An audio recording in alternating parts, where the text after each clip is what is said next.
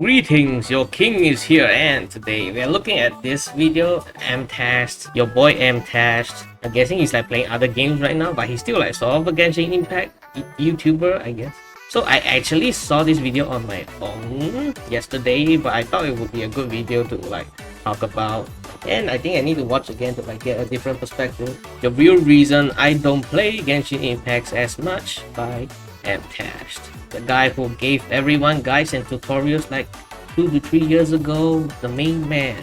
Get into it. I wanted to chat with you about something. Oh. I did the Abyss the other day, and I did something interesting. Yeah? I ended up swapping a few of my artifacts around because I wanted to test something.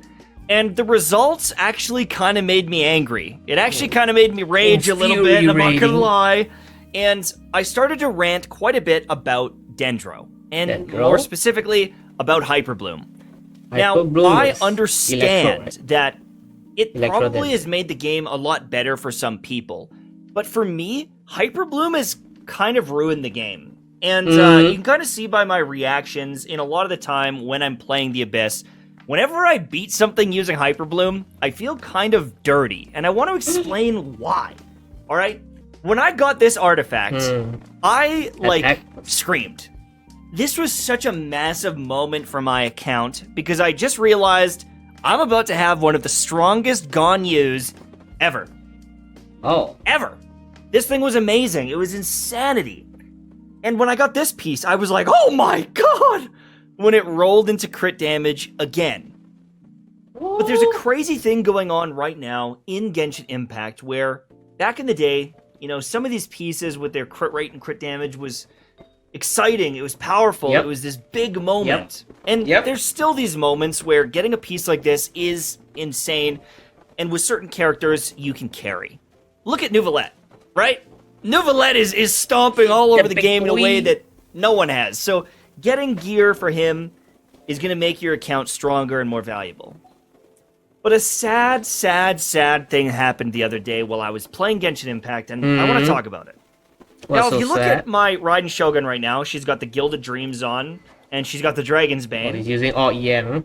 But previously, she was equipped with an Engulfing Lightning. Alright? I don't have that. And I was using these artifacts that, while they might not be perfect, and I don't know if this, I think I might have switched a couple around, but some of these were pretty juicy with the crit rate and crit damage. They had some pretty good stats on them overall.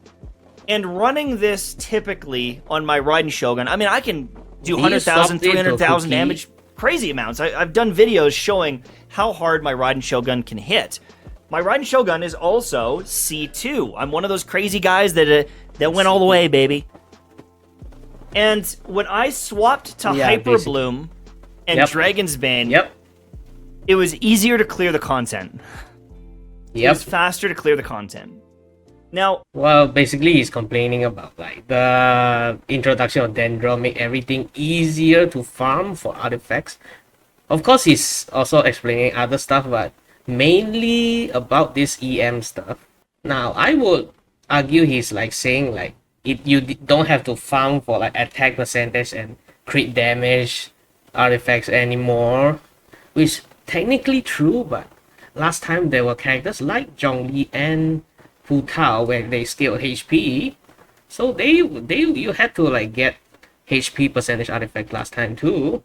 Not like I like that Genshin is like making it different, like you don't have to like exclusively like farm crit damage artifacts anymore. Like my favorite characters like Nilo scales with HP. I just put 3 HP artifacts on her and I'm done.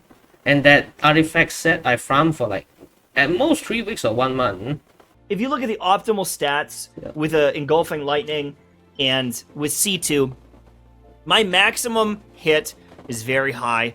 My overall stats are good. I can clear a lot of content in the game. Okay.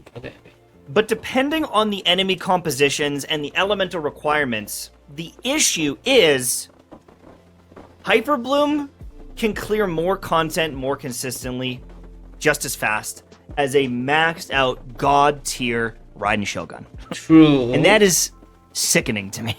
I wouldn't know that because my cookie is actually real garbage. Everyone keeps saying cookie is broken, but I've never experienced it yet. I even level her up to like 80 already. I still don't know what I'm doing wrong. And I know there's going to be situations where your Raiden Shogun blows it up faster than Hyperbloom. I get it. Yep. Mine too.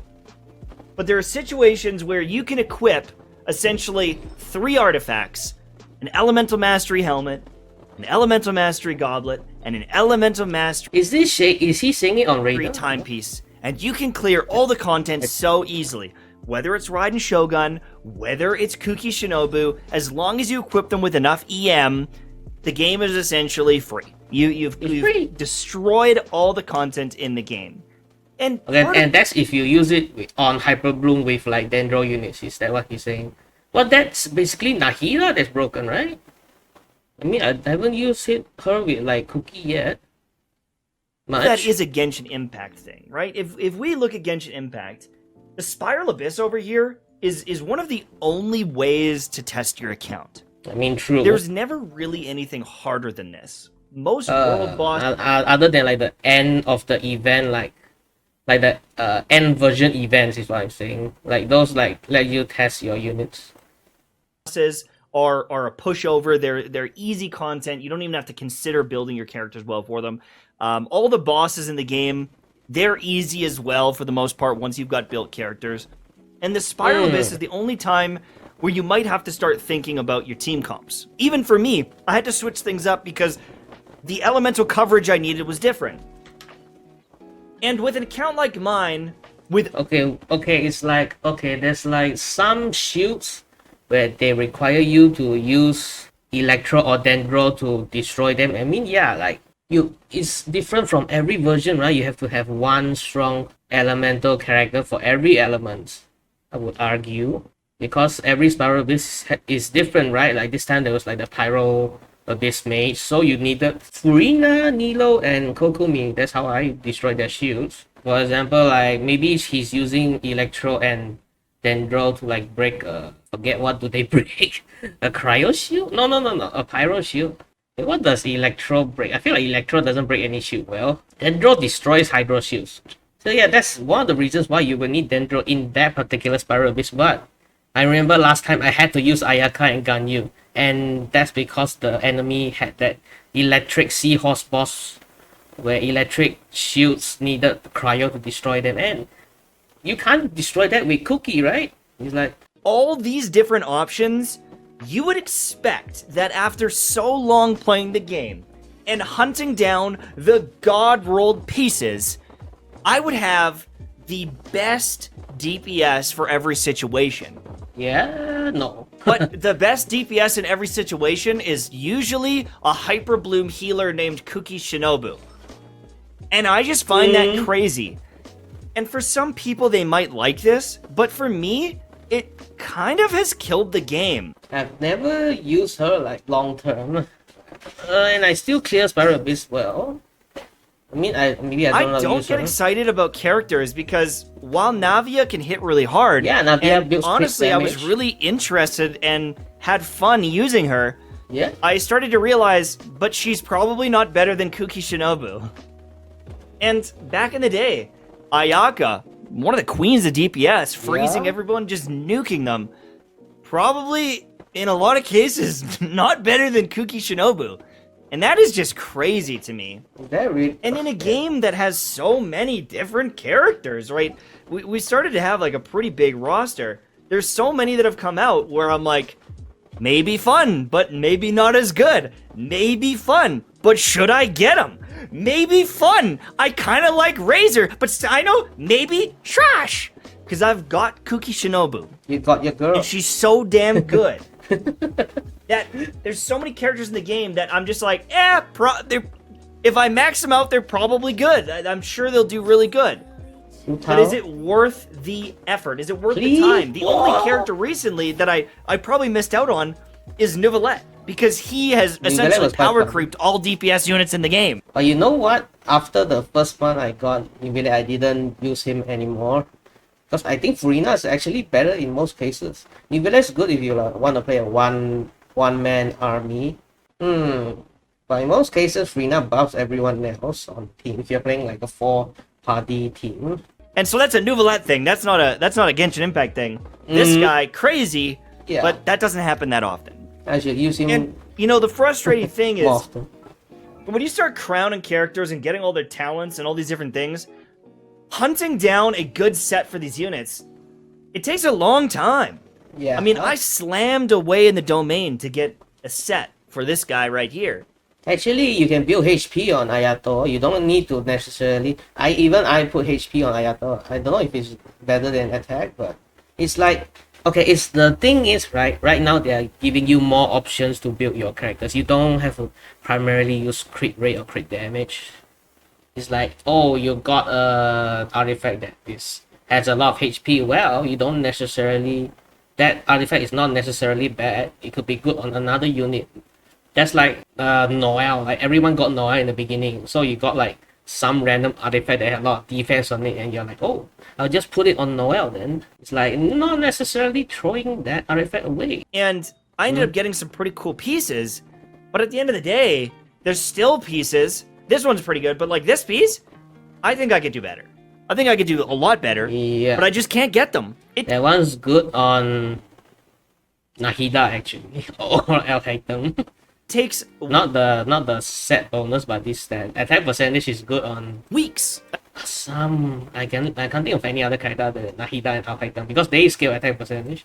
And weeks and weeks and weeks of farming to get this, or I can farm for a few weeks and all I need to get is 3 pieces, 3 Elemental Mastery pieces, and it's done. I've beaten the game. And for me, I take it personally. For me, I get frustrated with this because I feel like my time and my effort has been robbed from me, in a sense. And I know that might sound weird, but when you invest in something and you care about something, and then something just replaces it and just full-on makes your thing worse, it feels bad. And I mean, I'm a D-Luke guy. I bought his skin because I just like D-Luke, and I put in some time to get some really cool pieces for him. I mean, some of them are mid, they're not the best, they're fine. This one's really good. What are you talking about? But I think my D-Luke is pretty darn good. But he is so much worse than most characters in the game if you look at flat-out DPS. True. Hey, that's why I'm building Elemental Mastery on my Klee right now. Yeah, I'm following the game. I'm following the meta, guys, indirectly, because I was like, I'm tired of farming this freaking set right here. I farmed this set for like freaking 2 years already, and I still haven't gotten a good one. I got like I got a good flower, but I couldn't get like a good like 5 set piece for Klee. So in the end, I just put my Elemental Mastery sets on Klee, and they are definitely easier to farm, sadly. Okay, if you think about it, right? What if you're farming the artifacts, right? If you're only focusing on attack percentage and crit rate and crit damage, there's like a really limited stats you can boost, right? Whereas if you look at a character like Nahida, for example, Nahida benefits from EM, attack percentage, crit rate, crit damage. She benefits from another stat, which is Elemental Mastery. One character I would like to say is actually Ito. Ito benefits from almost everything. His defense buffs his like ult, his HP buffs the cow, I'm pretty sure, and crit rate and crit damage. The only thing he doesn't benefit from is like EM, which is quite surprising. I mean, I'm not surprising because he is Geo, right? Where that's one of the best examples I like to give to like other people if they want Ito, because I saw like Ito benefits from a lot of stats. And I understand that. I understand that Hu Tao is probably mathematically better. Yes. And now with characters like Nouvellette, I understand he's fallen further down. But the fact that he's so much worse than essentially 3 artifacts and electro application, it feels bad. Why did I build him? Why did I put all the time in? I feel dumb. I feel like an idiot. And I feel like I would have played the game differently had I known. Do you know what I mean? I would have built more different characters just to meme around and have fun, because having the coolest, strongest guy doesn't matter. And I think that if Dendro was in the game from the start, I get what he means. Honestly, I'm not sure if I would have liked it as much, because personally I don't love the playstyle as much. It feels like I'm not doing the hits. A bunch of little seeds are doing the hits, and it doesn't feel satisfying. True, but isn't that only in Bloom? I guess Hyperbloom is Hydro, Dendro, and Electro. To me as a player, like I'm sitting here just applying Hydro and Dendro and all this stuff, and I don't know. This isn't for me. But I wanted to touch on one more thing. I understand that games can evolve. I was a big League of Legends player back in the day when they had 2 different skill trees and characters. I mean, the game looks completely different now, right? Oh, yeah. But sometimes they update characters and they change characters, like Aurelia here, and she looks completely different, right? The game looks so much better. Yeah. But she isn't the same character now that she used to be. She has completely different abilities and functions very differently overall. League of Legends. The way she duels is differently, the way she fights is different. And they've done this so many times in the game that if you're someone who loves a character and play a character, and then they change it, sometimes you quit the game because you feel robbed. Ezreal was changed, Lee Sin was changed, all sorts of different champions were changed. And in some cases, people quit because of it. And for me, my love of the game changed when a lot of these different units that I played changed. And I understand that things can't stay the same way 13 years ago. But unfortunately for me, I feel like with Genshin Impact, the game has changed a lot.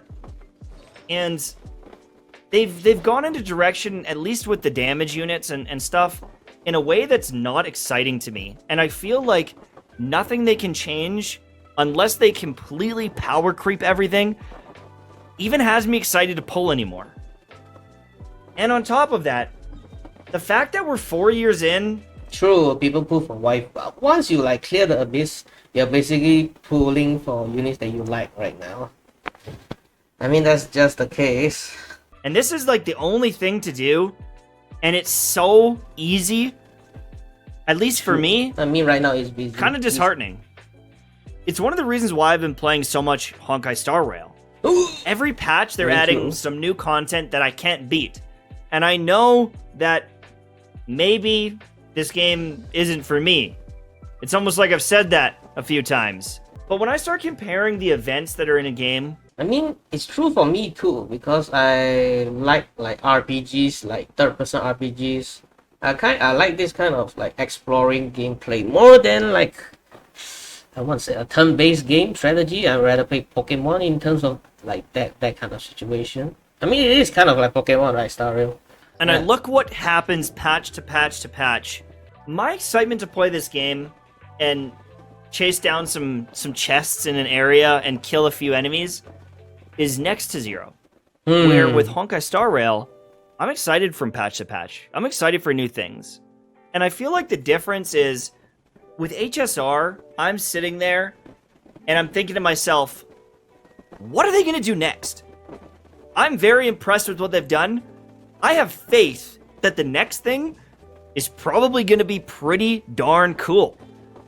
With Genshin, I'm saying, when are they going to make something that I care about? I'm saying, like, in terms of like exploring, I like it when they make the new area and the exploring mechanics are unique. And that's what they did with Fontaine, right? Like when they introduced like the underwater stuff.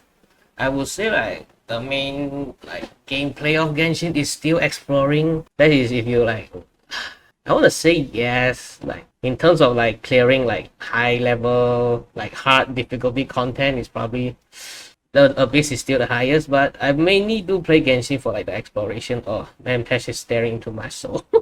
I mean, for Star Rail, they can't really do that, right? There's no actual exploring, so they have to like do this kind of like I wouldn't say events, but like difficulty gameplay. It's good, like in the beginning all the events are a lot right now, so let's see how they do in the future.